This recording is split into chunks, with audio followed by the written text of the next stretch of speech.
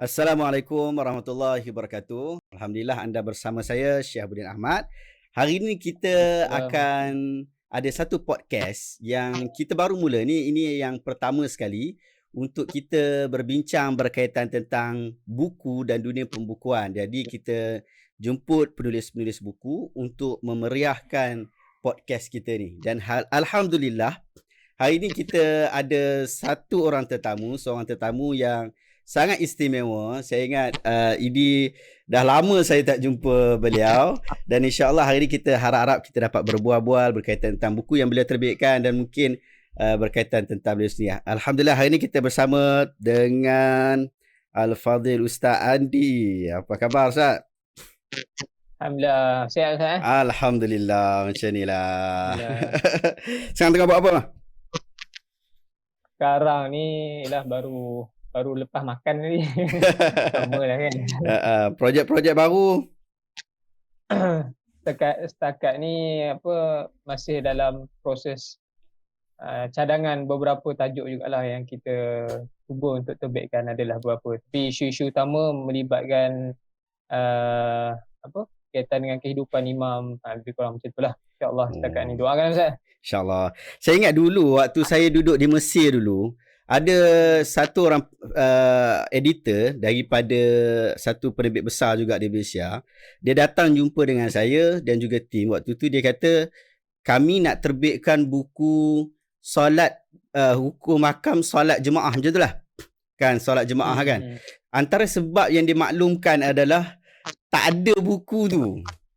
Adalah tapi terlalu sikit ataupun dia perbahasan terpecah-pecah. Kan? Jadi bila Ustaz tulis buku tu, kita rasa ini satu penulisan yang istimewa lah. Jadi saya nak tanya satu soalan Ustaz. Apa sebab sebenarnya Ustaz terbitkan ataupun tulis buku ni? Okey, sebenarnya 60 nota kita tengoklah ni 60 nota solat berjemaah ni. Sebenarnya asalnya bila saya jadi imam ni awal saya jadi imam tahun 2017. Sebelum saya jadi imam, saya dapat ataupun bertalaki ilmu-ilmu berkaitan solat berjemaah ni dengan salah seorang guru kami di Johor lah, Al-Fadhil Ustaz Muhammad Khidir Husin di Marsah ketika itulah. Ustaz Syihabuddin tahu kan Marsah kan? Anjilah. Jadi sebelum Marsah saya Mak Johor lah. Kurang sama lah Ustaz. Ustaz dulu Mak Johor juga Ustaz kan? Tak sampai. Mak Johor. Tak sempat. Oh tak sampai kan? Oh Semak J je lah. Lepas Semak J tu lari. Jadi terus pergi Mesir Ustaz kan? Pergi balik Perlis, so 2 tahun, ambil stamp juga, lepas tu baru pergi Mesir. Yalah. So masa tu bila kat Mak Johor tu, Ustaz Khidir ni banyak kongsi berkaitan ilmu solat berjemaah lah melalui kitab beliau. Beliau ada satu kitab yang tebal yang kebanyakannya merupakan terjemahan daripada kitab yang Anah Talibin lah, khas untuk solat berjemaah. Jadi itu pengalaman dulu lah 2012 2013. Jadi bila kemudian saya sambung pelajaran di USIM 2013 sampailah 2017 grad jadi imam, dan saya tengok banyak elemen-elemen ataupun perkara yang jemaah-jemaah kita ni sebenarnya masih banyak tak tahu berkaitan dengan hukum hakam solat jemaah. Contoh macam kadang-kadang kita tengok isu-isu merapatkan saf, meluruskan saf, waktu itulah kan meluruskan saf, sedangkan dia punya manfaat faedah daripada kehidupan kita tu besar kan. Contoh macam meluruskan saf kan dalam satu hadis tu ada disebut atau lebih kurang yang boleh kita ambil iktibarnya, kalau kita tak luruskan saf, masyarakat satu kawasan tu akan berpecah belah, hatinya akan bergaduh antara satu sama lain. Konsep asas lah. Saya tengok yalah. Jadi bila saya tengok jemaah kita ni kadang datang solat berjemaah alhamdulillah, tapi softnya tak diluruskan, tak dirapatkan. Kadang-kadang adalah isu-isu lain, kadang ambil sambil lewa takbiratul ula. Jadi saya rasa sebagai seorang imam waktu tu ada keperluan untuk saya share lah, kongsi apa yang saya nampak, yang saya rasa yang perlu saya kongsikan dan perlu perbetulkan. Jadi timbullah 60 nota solat jemaah ni. Tentulah secara ringkasnya 60 nota solat Jumaat ni saya susun mula-mula rangka dulu. Rangka dah lama dah Ustaz. Rangka lama dah rasa dekat 2 tahun lebih rangka tu. Cuma dia punya spark nak tulis tu waktu saya kena kuarantin wajib baru-baru ni. Okey. Tapi saya tengok buku ni menarik tau, sebab dia pembahagian dia satu bab tu cerita dia tak panjang. Satu bab. Dia ada banyak bab kan? Tapi dia ada satu bab dan dia cerita pun dia tak terlalu banyak dalil. Yang tu yang penting tu. Biasanya ustaz-ustaz atau imam-imam ni dia kalau bagi satu penulisan je dalil saja 2-3 muka surat. Jadi bagi orang awam yang kebanyakan dia masalah sikit. Tapi saya ingat buku ni bagus cara penulisan tu dan nampak macam tak tergesa-gesa. Jadi waktu ustaz tulis tu sebenarnya bila ustaz tulis sebenarnya? Tahun yang kita terbit 2020 kan. Tapi maksudnya 2019 tu saya dah dapatkan dah susun rangka cantik-cantik dalam masa setahun tu, susun, kemudian dapatkan saya sebelum biasa kalau saya nak menulis ni saya buat rangka dulu Ustaz.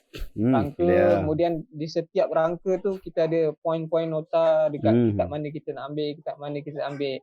Jadi bila saya kena kuarantin wajib tu, saya tengok rangka dah ada, dah siap. Jadi why not kalau saya cuba habiskan dalam masa 14 hari masa tu kan. Bulan berapa tu Ustaz? Saya cuba tulis. Bulan berapa tu? Yang kena kuarantin tu? Saya bulan Oktober sebenarnya. Waktu tu Oktober? Dato' Zulkifli. Waktu tu yang positif COVID masa tu kan. Masa tu masjid kami ada kuliah duha bersama beliau lah. Jadi saya salah seorang imam yang approach dengan beliau waktu tu. Jadi kami pun diarah KKM untuk kuarantin. Jadi bila saya tengok ada penulisan yang saya boleh habiskan ni, jadi saya pun cakap dengan isteri, kumpulkan kitab-kitab yang ada, letak kat bilik abang, startlah tulis ikut apa yang dah nota yang saya dah buat tu lah. Menghabiskan masa untuk situlah. Dia sebab ada kalau tak memang tak tahulah pening kepala duduk dalam bilik tak buat apa-apa kan. Sebab saya tahu biasa keadaan penulis ni dia memang banyak rangka dan dia memang banyak judul dah yang dirangka. Tapi cuma nak jadikan rangka itu sebagai buku, itu yang kebanyakan penulis tu ambil masa sikit. Jadi bila saya ingat satu peluang mungkin Allah Ta'ala bagi ke Ustaz kan untuk bagi masa tu, memang 14 hari. Tapi memang cepat sungguh lah. Saya kata ini hebat tu ni. Sebab kalau kata 2 Oktober, tak silap saya terbitan tu bulan Disember paling last. Bulan Disember, awal Disember. Awal Disember. So sangat singkat lah. Maksudnya dengan Ustaz tulis, kita edit cepat je. Tapi cumanya daripada Ustaz tulis tu, daripada awal tu, kira dah cantik lah. Tapi saya ingat memang rangka yang Ustaz buat tu memang agak solid.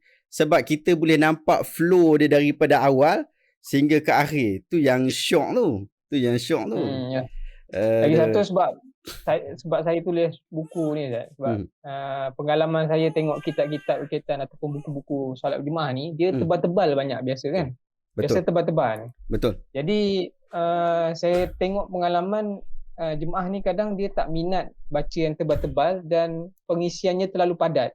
Jadi saya fikir bolehlah kot buat 60 nota ni. Masa tu tak ada istilah 60 nota ni, sekadar berapa nota yang saya dapat buat tulis kan. Saya tengok 60 nota, cukup 60 nota. Cantik. Jadi so saya pun berdasarkan rangka tu saya cuba explain, beri penerangan berkaitan satu bab tu dengan seringkas yang mungkin. Tapi kalau mungkin ada yang ada beberapa part lah perlu syarah yang kepada kitab-kitab lain. Cuma ni yang asas lah, yang asas. Tapi saya tengok bagus juga. Dia isu dia satu. Kita nak tulis buku untuk siapa kan? Untuk ustaz dah banyak dah buku kaitan tentang ni. Jadi kita bukan tulis buku untuk ustaz. Kita tulis buku untuk orang yang nak belajar dengan ustaz. Tapi bagus juga. Dia nak kata tahap dia sodami ataupun terlalu rendah, tak juga. Sebab ustaz letak juga setiap tu kadang untuk penjelasan lanjut, rujuk kitab sekian-sekian. So maksudnya kalau orang nak advance level tu, okey, dia boleh cari juga. So untuk pemula kadang-kadang kan dalam bab solat jemaah ni, walaupun kita tahu dah ada I'anat Talibin lah, kita ada dalam kitab Majmu' lah, macam-macam kita ada, tapi cuma masalahnya dia tidak digabungkan, ataupun kadang-kadang isunya juga adalah semasa yang berlaku pada hari ni kan, yang real sebenarnya kan. Itu saya shock penulisan Ustaz, dia real, maksudnya apa yang berlaku dengan yang disebutkan dalam kitab tu dia boleh diadaptasi dengan baik. So menarik tu. So ada saya nak tanya Ustaz, kok ada tak lagi ataupun daripada buku Ustaz tu yang solat jemaah ni, ada tak yang lebih kurang idea yang Ustaz nak terbit kemudian idea je lah, tulis buku tak tulis kita tak kira lah yang tu, tapi ada tak idea nak pergi ke arah solat jemaah lagi ni tapi dalam skop yang berbeza? Bagi saya idea selepas buku 60 Nota Solat Jemaah ni, fokusnya tu saya ada merancangkan untuk merangka dan menulis berkaitan dengan ataupun personality seorang imam tu sendirilah. Seorang imam, maksudnya apa ilmu-ilmu yang sepatutnya seorang imam ni dia perlu ada, kan, perlu ada dalam berdepan, dalam mengimami masyarakat dan berdepan dengan masyarakat. Kadang-kadang imam-imam ni kebanyakannya hanya tahu baca Quran lah, baca Quran insya-Allah lah. Kebanyakan imam-imam ni baik, bagus. Betul. Cuma kadang-kadang isu-isu hukum hakam kadang-kadang tak boleh kata tak semua imam mahir. Betul. Kemudian dia sudah nak berhadapan dengan masyarakat tu, kata tiba masyarakat tanya soalan macam-macam berkaitan kehidupan, kan, kadang-kadang tak semua imam boleh menjawab dengan baik, kan. Jadi menarik juga saya fikir. Yang saya fikir, menarik juga sebab saya fikir ada satu masalah kadang orang ingat imam ni dah solat je. Padahal imam ni orang dah jadi macam alim ulama mufti lah. Kalau orang maksudnya orang awam dengan imam tu, dia anggap macam tu, sebab tu dia tanya semua soalan.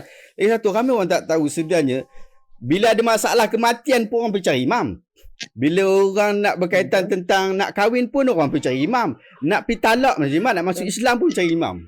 Walaupun kita ada badan-badan yang khusus pada bahagian tu, tapi imam dia kena tahu secara basic. Dan sekarang ni belum ada yang buku ataupun satu panduan ataupun satu modul yang bagi kemudahan untuk imam macam tu. Belum ada. Kalau ada modul yang diberikan oleh pihak kerajaan negeri pun ataupun jawatan agama negeri pun, dia hanya bersifat surface saja.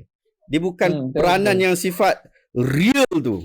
Kalau Ustaz boleh buat yang buku yang betul-betul real tu, saya ingat memang A plus lah. Itulah, doakanlah Ustaz. InsyaAllah. Sekarang ni saya pun alhamdulillah anak baru lahir yang kedua ni kan. Alhamdulillah, barakallahu fikum. Alhamdulillah. Baru sebulan lah, esok insyaAllah sebulan. Alhamdulillah. Sekarang ni nak menulis tu agak sukar lah sekarang ni kan. Menguruskan dua anak tu, tapi insyaAllah lah kalau ada peluang dan ruang, memang ada hajat nak sambung tu lah penulisan tu. InsyaAllah. Orang tulis, satu isu adalah penulisan Ustaz memang penulisan yang bagus. Cuma kemudian daripada sudut tak ramai orang yang dia boleh masuk kepada isu semasa, kan, macam Ustaz sebagai seorang imam bila buat penulisan buku tentang imam, tak sama macam saya yang bukan imam tulis buku berkaitan tentang imam. Tak sama. Sebab kita tulis mungkin lebih kepada kajian library, kajian perpustakaan, tapi kajian lapangannya tak sama. Kan, biasanya begitu, practicality. So buku-buku yang seperti ini saya fikir memang bagus untuk pasaran dan sangat diperlukan dalam masyarakat. Adakah buku ni Ustaz, buku yang Ustaz tulis ni hanya sesuai kepada orang yang nak pergi masjid je, jemaah kat masjid je, ataupun semua orang boleh baca buku ni? Bagi saya semua orang boleh baca buku yang 60 nota ni Ustaz. 60 nota solat jemaah ni semua orang boleh baca, boleh tekuni, boleh sambil-sambil, sebab saya cuba bawakan 60 nota ni secara santai. Sebab saya ada pengalaman dulu waktu muda-muda, ataupun sekarang muda lagi kan. Dulu waktu pelajar dulu, saya tak minat sebenarnya baca buku ni. Tak berapa minat baca buku. Sampailah waktu tu saya nak jadi ketua pelajar Smart J tu, saya ada terjumpa satu buku tu, ada 21 Indispensable Qualities of a Leader, John C. Maxwell tulis lah. Tapi masa tu edisi PTS Bahasa Melayu. Jadi saya baca tu buku tu, saya tengok, saya terus rasa tertarik dengan buku melalui buku Mr. John C. Maxwell tu lah. Sebab dia mulakan dengan cerita, kemudian penerangan berkaitan dengan kualiti seorang pemimpin tu, kemudian ada iktibar ataupun pengajaran daripada apa yang dia bawa tajuk tu. Jadi buku 60 Nota Solat Jumaat ni bagi saya lah sebenarnya dia gambaran idea Mr. John C. Maxwell ni, sebab dia mulakan dengan cerita, kemudian penerangan, kemudian iktibar ataupun pengajaran. Kalau macam buku 60 Nota ni saya mulakan dengan hadis, kemudian penerangan, kemudian ada pengajaran daripada penerangan, pengajaran ringkas lah daripada penerangan tu. Jadi saya rasa buku saya ni insya-Allah santai tapi sampailah insya-Allah. Yang penting orang yang membaca ni dia tak rasa berat nak amalkan, dan juga dia dapat input berkaitan solat berjemaah ni. Sebab memang saya perhati, memang kalau isu-isu orang solat berjemaah ni kadang dia kata solat je lah. Apa nak kita nak fikir pasal sutra, fikir pasal betul.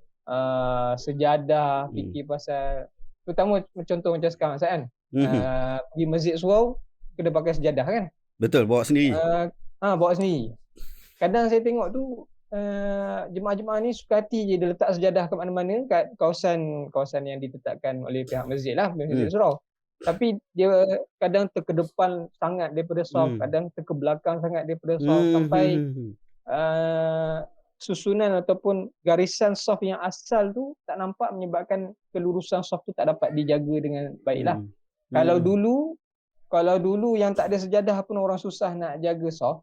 Ini bila dah ada sejadah pun dengan jarak lagi asal tu pun dengan jarak lagilah orang susah nak jaga kan.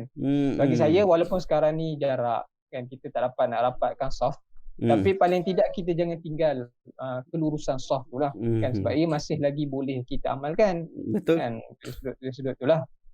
Tu antara itulah yang penting. 60 Nota Solat Jemaah ni saya sangat tekankan untuk kaum lelaki lah kan, sebab ialah lelaki yang fardu kifayahnya untuk menunaikan solat jemaah ni. Kalau perempuan ni dia sampingan lah kan, sebagai sunat. Sebab isu-isu dalam buku ni sebenarnya isu-isu berkaitan di masjid, di surau, solat jemaah lelaki lah terutama dia. Tapi perempuan pun boleh baca, boleh hadiah kepada suami. Itulah. Sebab saya tengok tu isu perbahasan yang tuan sebut ni, Ustaz sebut dalam buku ni pun memang dia tidaklah terlalu menjurus kepada lelaki saja, tapi maksudnya bukan hanya lelaki saja, tapi perempuan pun boleh. Cuma bila kita kata tentang solat jemaah di masjid ni, lelaki kena sedap banyak sikit lah.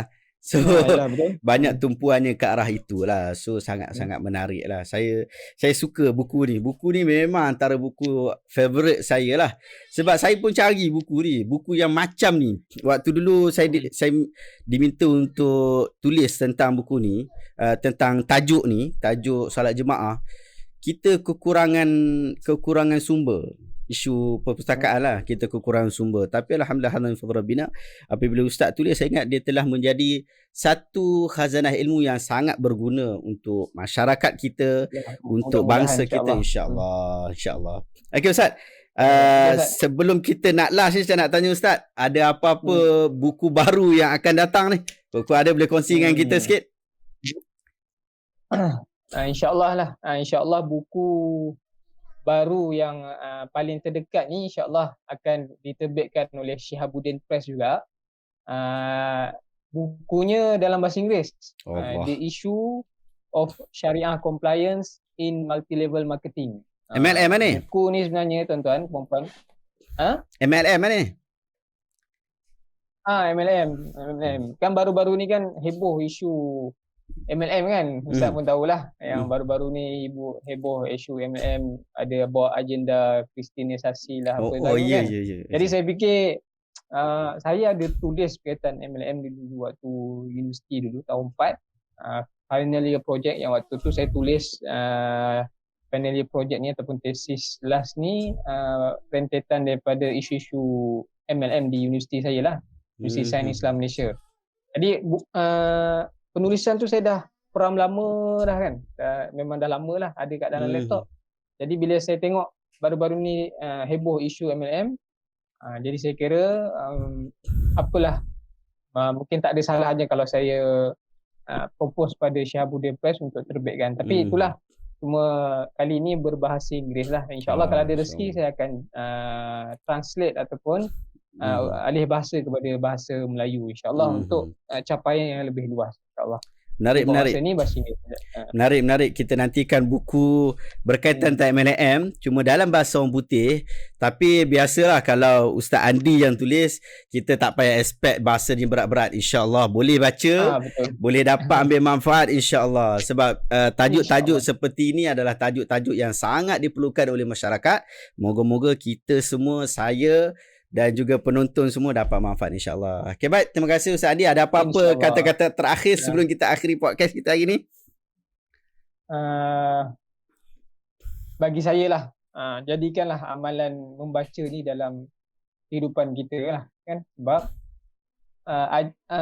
idea ataupun gagasan Ustaz Syihabuddin untuk mengajak ramai penulis, mengajak menerbitkan berbagai-bagai buku ni adalah satu agenda yang besar, satu apa, insya-Allah pahala yang besar, sebab kita nak memandaikan masyarakat, memandaikan umat ni berdasarkan daripada firman Allah yang pertama kepada baginda Nabi SAW, Iqra, kan, bacalah.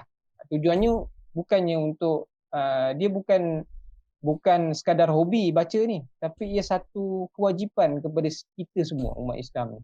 Jadi paling tidak pun kita dalam sehari itu kita carilah buku-buku yang kita boleh baca, kan? Baca untuk tambahkan lagi ilmu kita, tambahkan lagi pengetahuan kita terhadap dunia-dunia Islam dan sebagainya insya-Allah. Okey Ustaz. Okay, terima kasih banyak. Sekadar itu sajalah. Terima kasih banyak Ustaz. Moga Allah tamdahkan urusan Ustaz. Insya-Allah. InsyaAllah. Terima kasih banyak Ustaz sudi jemput dan terbitkan buku saya lah. InsyaAllah. Kita nantikan lagi. Lagi banyak lagi bagus. InsyaAllah. Terima kasih banyak Ustaz. InsyaAllah kita nantikan buku-buku yang seterusnya. Dan kita jumpa lagi Ustaz. Terima kasih banyak Ustaz. Assalamualaikum. Okey. Assalamualaikum. Assalamualaikum warahmatullahi. Alhamdulillah, tadi kita sudah bersama dengan Ustaz Andi dan Alhamdulillah kita telah dapat perkongsian berkaitan buku 60 Nota Solat Jemaah, dan Ustaz dah bagi tahu akan ada keluar buku baru berkaitan tentang MLM dalam bahasa orang putih. Jangan kita lepaskan peluang untuk dapatkan buku ini. Terima kasih banyak kerana anda telah mengikuti podcast kita pada hari ini, dan jangan lupa untuk tekan subscribe. Assalamualaikum warahmatullahi wabarakatuh.